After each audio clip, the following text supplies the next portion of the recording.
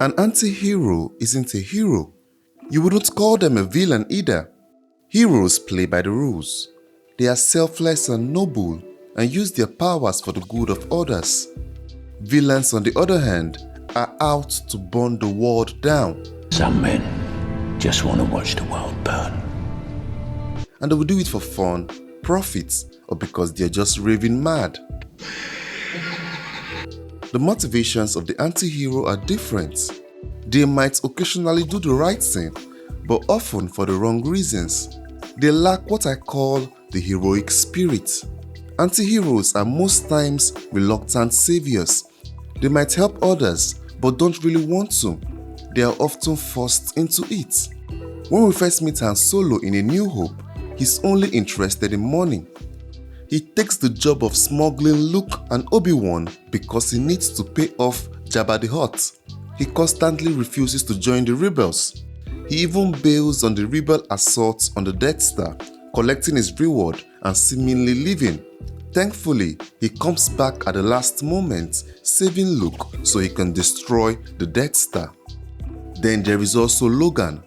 The Wolverine we see in Logan is a much different Wolverine than in the previous movies. Logan here is a tired, broken man who is done with heroism. He's barely surviving, driving a limo to make ends meet. His only goal at this point is to save enough money to buy a boat and sail away, leaving the world behind.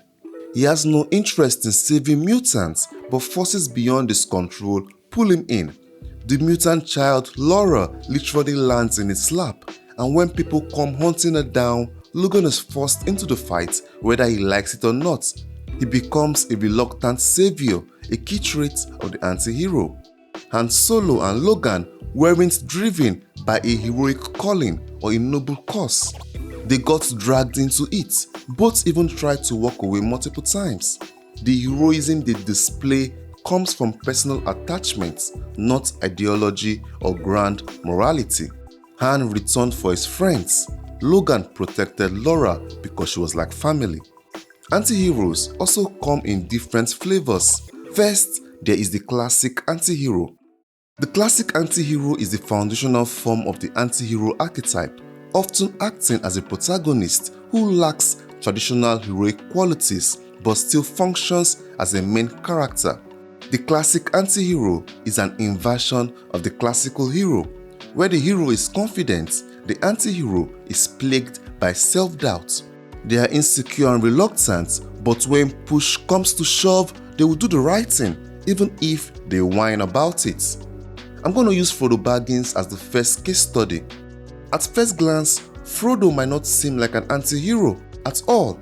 He's not selfish, violent, or cynical. In fact, he starts out as an innocent, kind-hearted protagonist. However, when you examine his journey and character arc more deeply, Frodo actually fits the mold of a classic anti-hero in subtle but powerful ways. Unlike traditional fantasy heroes who actively seek out adventure, like King Arthur pulling Excalibur from the stone or Harry Potter embracing his wizarding destiny, Frodo never wanted to be a hero. His journey is one of burden, not choice. At the beginning of the Fellowship of the Ring, Frodo is happy with his simple life in the Shire. He has no grand ambitions of adventure or heroism. The ring is forced upon him by Gandalf. In fact, the only reason Frodo even left the Shire for Rivendell was to make sure he kept the ring out of the enemy's hands. He is dragged into taking the mission because no one else will do it. Most epic fantasy heroes are also warriors, sorcerers, or chosen ones with superior abilities that make them well suited for their quest. This is not Frodo. He's just a small, unremarkable hobbit. He has no combat skills like Aragorn, Legolas, or even Merry and Pippin, who develop into capable fighters. He has no magic powers like Gandalf, neither is he a master strategist or charismatic leader. His greatest strength is his purity of heart, but even that is slowly eroded by the ring over time. The reason he was chosen was not because he was great, but because he was small and unassuming, someone Sauron would overlook. Perhaps the most defining reason why Frodo is a classic anti-hero is that in the end, he fails. This is a direct subversion of the traditional hero's journey, where the protagonist overcomes their greatest challenge through strength of will. When he finally reaches Mount Doom, after enduring immense physical and emotional suffering, he gives into the ring's power. Instead of destroying it, he claims it for himself. If it weren't for Gollum's intervention, the quest would have ended in complete failure and Sauron would have won. This moment cements Frodo as an anti-hero rather than a traditional hero. A pure noble character would have cast the ring into the fire willingly. Frodo, broken and corrupted, fails at the final step. In fact, his victory is completely accidental. Gollum's greed, not Frodo's willpower, is what ultimately destroys the ring. Frodo does not get the satisfying heroic moment of triumph. Instead, he is left scarred, empty and lost, realizing that the ring has permanently damaged him. This failure is what truly separates Frodo from traditional heroes like Luke Skywalker or King Arthur, who succeed by conquering their inner demons. Frodo succumbs to his.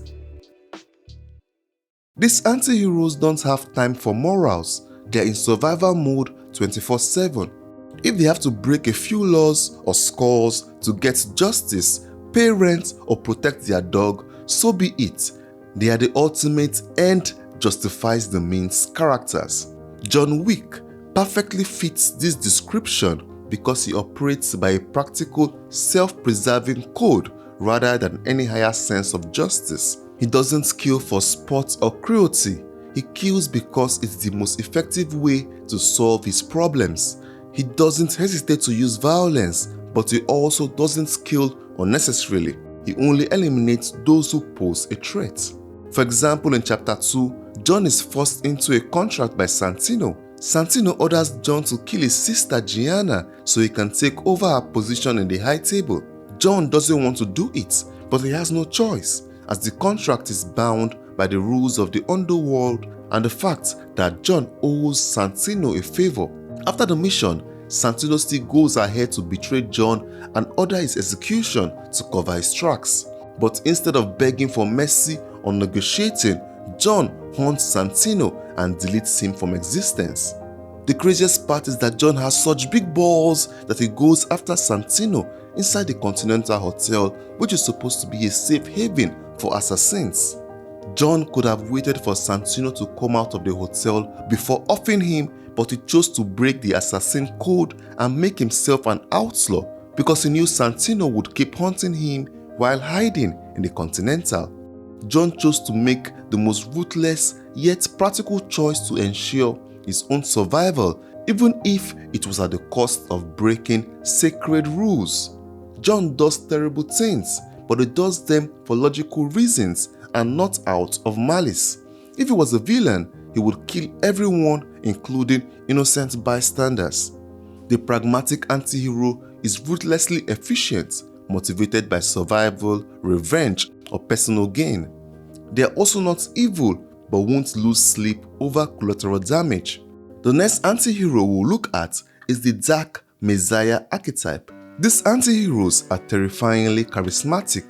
They've got a vision for a better world, but their methods are straight up unhinged.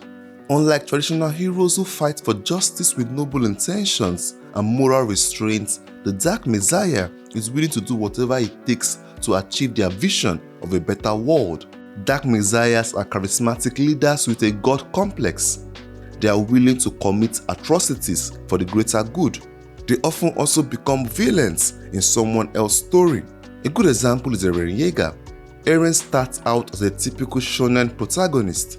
He is driven by one goal: to kill every last Titan. For much of the early series, this motivation seems justified. Titans are monstrous creatures that have nearly wiped out humanity.